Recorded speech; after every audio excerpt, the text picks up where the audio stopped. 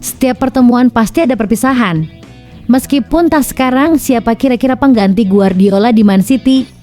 Ini 5 kandidat yang patut dipertimbangkan. Momentum perubahan dibutuhkan. Manchester City butuh Giovanni Reina. Statistik bilang iya. Simak ini.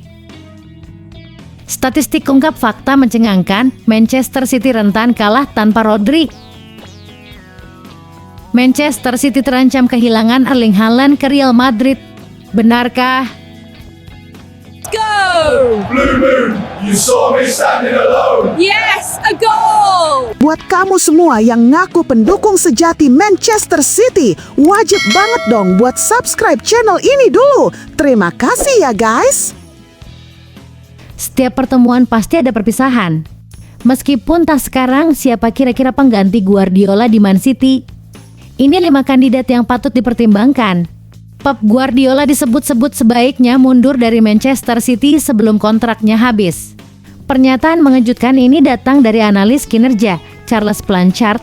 Time Talk pun mengulas 5 calon pelatih potensial yang bisa meneruskan tongkat estafet di Etihad Stadium.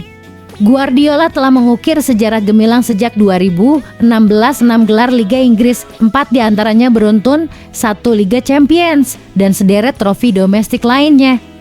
Namun, Blanchard merasa sudah saatnya sang maestro mencari tantangan baru. 5 nama mencuat sebagai calon pengganti. Ada Andoni Iraola yang sukses mengangkat Bournemouth dan Roberto De Zerbi yang bahkan direkomendasikan langsung oleh Guardiola sendiri. Tak ketinggalan, Mikel Arteta yang tengah bersinar bersama Arsenal serta Pepijin Legenders mantan asisten Klopp di Liverpool. Siapa menurut Anda yang paling layak menggantikan Guardiola? Apakah City bisa mempertahankan dominasinya setelah era Pep berakhir? Tulis pendapatmu di kolom komentar.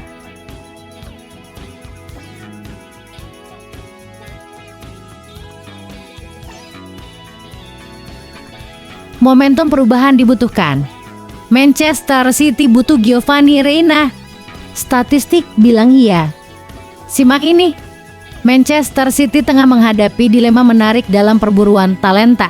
Giovanni Reina, gelandang muda asal Amerika Serikat ini membawa kombinasi pengalaman internasional, fleksibilitas posisi, dan data performa yang menjanjikan. Sejak bergabung dengan Borussia Mönchengladbach pada musim panas 2025, Reina menunjukkan sinyal positif. Meski masih awal musim, ia mulai menemukan ritme permainan di Bundesliga. Catatan passingnya berada di kisaran 7.000, 80% dan ia aktif dalam menciptakan peluang lewat dribble serta umpan kunci. Sebelumnya di Borussia Dortmund, Reina sudah terbukti mampu berkontribusi dalam assist dan gol meski terganggu cedera dan rotasi. Di timnas AS, ia tampil mengesankan dengan mencetak gol penting termasuk brace ke gawang Ghana. City bisa mendapat keuntungan besar. Reina punya visi bermain, fleksibilitas posisi, dan potensi jangka panjang. Namun, riwayat cedera dan tantangan adaptasi di skuad elit seperti City juga perlu diperhitungkan. Apakah Giovanni Reina layak masuk dalam proyek jangka panjang Pep Guardiola? Mampukah ia berkembang menjadi kunci sukses baru di Etihad? Bagikan pendapatmu di kolom komentar.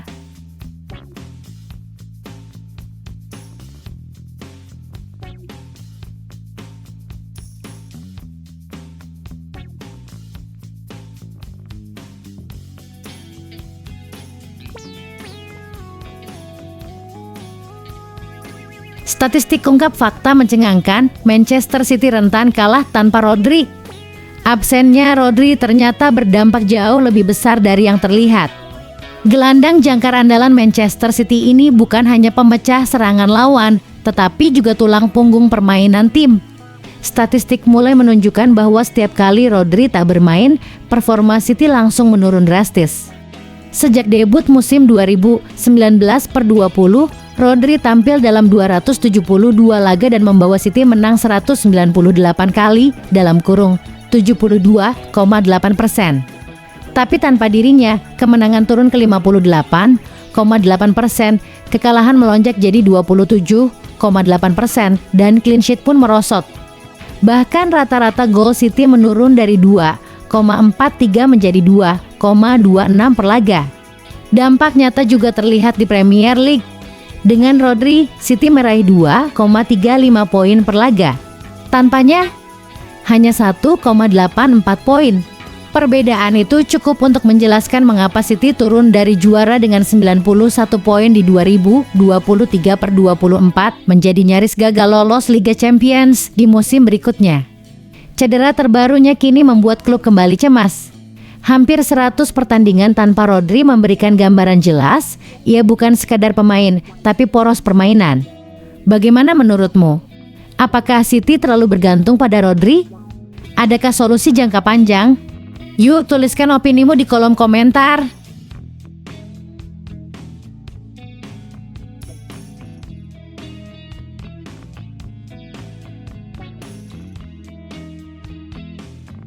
Manchester City terancam kehilangan Erling Haaland ke Real Madrid. Benarkah? Real Madrid kembali menunjukkan ambisi besarnya di bursa transfer. Meski musim ini berjalan impresif di kompetisi domestik dan Eropa, klub ibu kota Spanyol itu sudah menatap langkah besar berikutnya. Laporan dari El Larguero menyebut bahwa nama Erling Haaland kembali masuk dalam radar utama Los Blancos. Minat ini muncul bukan tanpa alasan. Ketidakpastian masa depan Vinicius Junior mendorong Real Madrid untuk mencari pengganti potensial dengan kualitas tertinggi. Dan siapa lagi yang lebih ideal selain Haaland, striker tajam asal Norwegia yang kini menjadi andalan Manchester City. Langkah ini juga mencerminkan strategi jangka panjang Real Madrid di bawah Florentino Perez yang terus bergerak agresif demi masa depan klub. Terlebih lagi, Madrid tetap teguh sebagai satu-satunya pendiri proyek European Super League yang belum mundur, menegaskan posisinya sebagai pionir dalam dunia sepak bola modern. Jika Haaland benar-benar pindah, ini bisa menjadi pukulan besar bagi City dan Liga Inggris. Apa pendapatmu? Haruskah City khawatir kehilangan Haaland? Apakah Real Madrid terlalu dominan di pasar transfer? Tulis komentar kamu di bawah.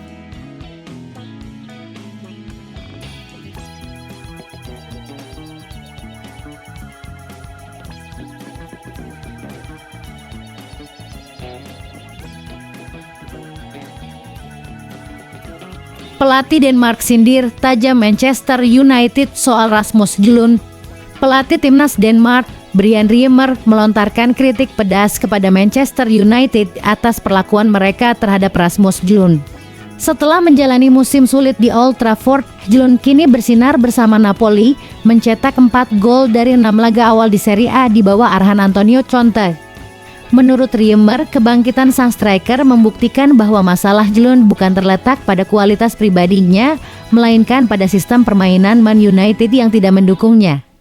Dia kini bermain di tim yang terorganisir dengan pemain yang saling mendukung, ujar Riemer dikutip dari Goal.com.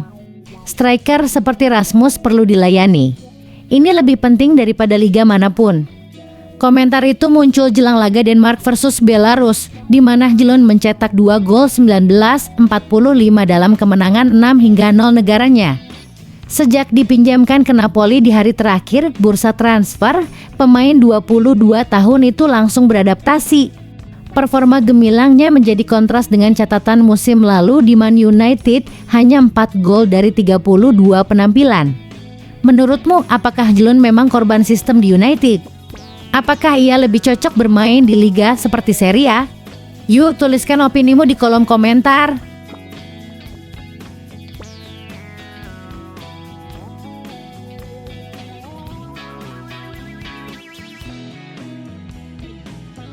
Chelsea ditawari Duan Vlahovic, Boehly dan agen sudah bicara. Chelsea dikabarkan tengah menyusun strategi transfer untuk Januari 2026 di tengah ketegangan internal antara pelatih Enzo Maresca dan manajemen klub. Meski sukses menang dramatis atas Liverpool 2-1, Maresca disebut tidak puas dengan kedalaman skuadnya, terutama di lini belakang dan sektor penyerang tengah. Krisis cedera membuat Chelsea kekurangan bek dengan nama-nama seperti Chalobah, Fofana, Chilwell hingga Adarabioyo absen. Meski sempat mengincar Dean Huijsen, transfer gagal terrealisasi. Kini, bek tengah menjadi prioritas utama The Blues di bursa musim dingin. Namun, bukan hanya bek yang jadi fokus. Chelsea juga mempertimbangkan merekrut striker baru, meski sudah punya Liam Delap dan Joao Pedro. Delap masih cedera dan Joao Pedro lebih cocok sebagai pemain nomor 10. Yang menarik, Chelsea kini ditawari striker Juventus Duan Vlahovic. Kontraknya akan habis akhir musim, membuat Juve terbuka menjualnya dengan harga murah di Januari. Vlahovic telah mencetak 4 gol dari 8 laga musim ini dan siap meninggalkan Turin. Perwakilannya dikabarkan sudah melakukan pembicaraan dengan Chelsea. Menurutmu, apakah Vlahovic cocok untuk mengisi lini depan The Blues? Atau Chelsea sebaiknya cari opsi lain? Tulis pendapatmu di kolom komentar.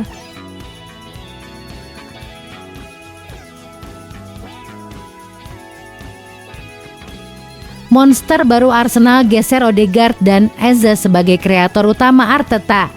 Suasana di Arsenal tengah sangat positif. Di bawah asuhan Mikel Arteta, The Gunners tidak terkalahkan di Liga Champions dan kini memuncaki klasemen Premier League, unggul 1 poin dari Liverpool. Bukan hanya soal posisi, mereka juga mencetak lebih banyak gol dan kebobolan lebih sedikit dari rival terdekatnya itu. Gaya bermain Arsenal pun semakin menarik. Namun, kejutan besar datang dari siapa yang jadi kreator utama musim ini. Bukan Martin Odegaard, apalagi Eberechi Eze yang kini memang bersinar di Crystal Palace. Faktanya, ada monster baru yang diam-diam menjadi pemain paling kreatif di skuad Arteta. Musim lalu, Eze mencatat 14 gol dan 11 assist dalam 43 laga musim terbaiknya. Sementara Odegaard hanya mencetak 6 gol dan 12 assist dari 45 laga. Tapi secara statistik kreatif umpan progresif, assist yang diharapkan hingga kipas Odegaard masih unggul dari Eze per 90 menit. Namun mengejutkannya, musim ini justru bukan mereka yang jadi pusat kreativitas Arsenal. Ada nama baru yang mencuri sorotan dan memimpin statistik kreatif tim. Siapakah pemain ini menurut kamu? Apakah ini pertanda lahirnya bintang baru Arsenal di bawah Arteta? Tulis pendapatmu di kolom komentar.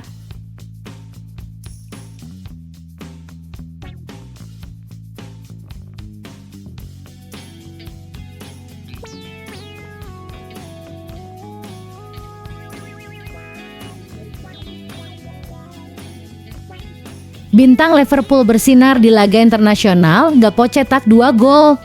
Para pemain Liverpool menunjukkan kelas mereka di jeda internasional dengan performa menawan dalam kualifikasi Piala Dunia yang berlangsung di berbagai penjuru Eropa. Cody Gakpo tampil luar biasa saat Belanda menang telak 4-0 atas Malta. Ia mencetak 2 gol lewat titik penalti dan menyumbang 1 assist. Bersama Jeremy Frimpong, Ryan Gravenberch, dan Kapten Virgil van Dijk, kehadiran pemain Liverpool sangat terasa. Gravenberch dan Van Dijk bermain penuh dan tampil dominan, sementara Frimpong dan Gakpo mendapat tepuk tangan meriah saat ditarik keluar. Di Skotlandia, Andy Roberts memimpin negaranya meraih kemenangan 3-1 atas Yunani. Tak hanya itu, Kostas Tsimikas yang kini dipinjamkan juga mencetak gol balasan untuk Yunani, membuktikan bahwa bek sayap Liverpool tetap berpengaruh baik di tim utama maupun saat dipinjamkan. Kabar menggembirakan juga datang dari Kieran Morrison yang menjalani debut bersama timnas U21 Irlandia Utara dalam kemenangan 2-0 atas Malta. Sebuah langkah awal yang menjanjikan bagi talenta muda The Reds. Performa impresif ini bukan sekadar statistik. Mereka mencerminkan kepercayaan diri yang meningkat modal penting saat para pemain kembali ke Anfield. Bagaimana menurutmu siapa pemain Liverpool yang paling bersinar di jeda internasional kali ini? Tulis pendapatmu di kolom komentar.